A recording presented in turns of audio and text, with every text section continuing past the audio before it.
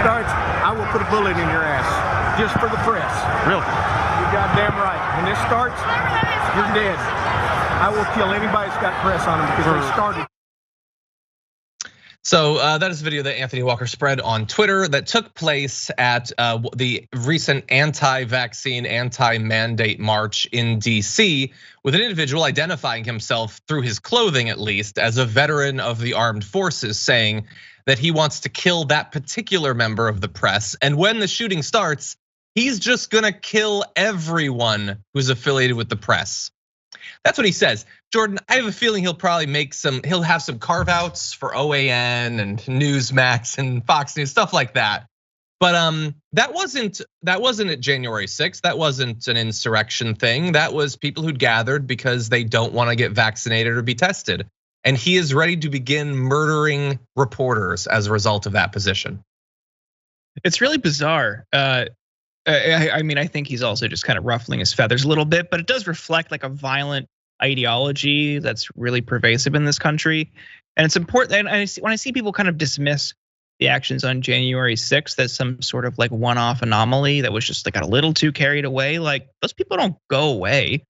Like they're very much still here, and those people are still, there's probably a lot of people that wanted to be there that couldn't. But like there's a ton of increasingly violent, detached people in America for whatever reason. And I think part of it's fueled by a distrust in institutions, part of it's white nationalism, and just a generally violent culture in this country.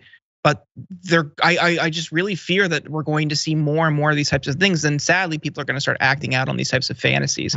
But like really, really odd comment.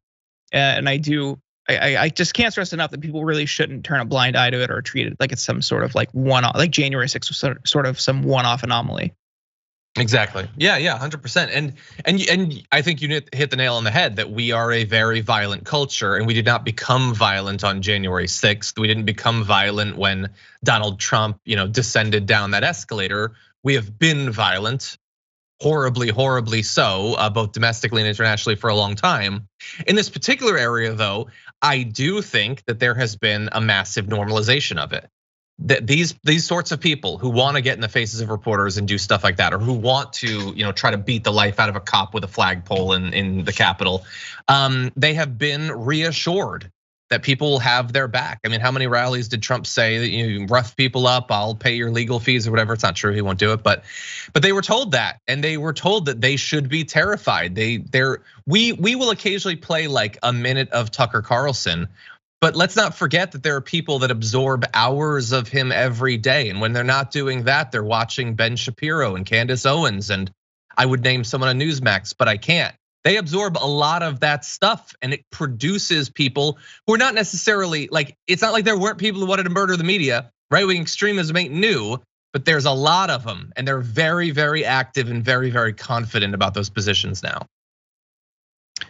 Yeah, the fanning of the flames from right-wing outlets. And we even saw it with OAN, which is now thankfully getting the boot from DirecTV. But even when talking about January 6th and this conspiracy theory that people rigged the election, there was a host on the network suggesting that thousands or tens of thousands of people should be punished for treason, with the punishment being execution. This is broadcast on TV. That's unbelievable. Like, this isn't like this isn't new, and like we don't just get to that point overnight. So it's a deep systemic cultural issue that we're really seeing to manifest in awful ways.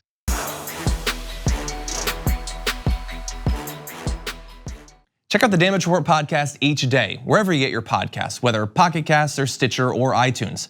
You can join me as I give you the news and stories you want, with a range of co-hosts and interview guests jumping in on the fun each day. Again, that's the Damage Report, wherever you get your podcasts. And if you get them at iTunes, don't forget to rate and review. Sometimes I'll read them live on the show.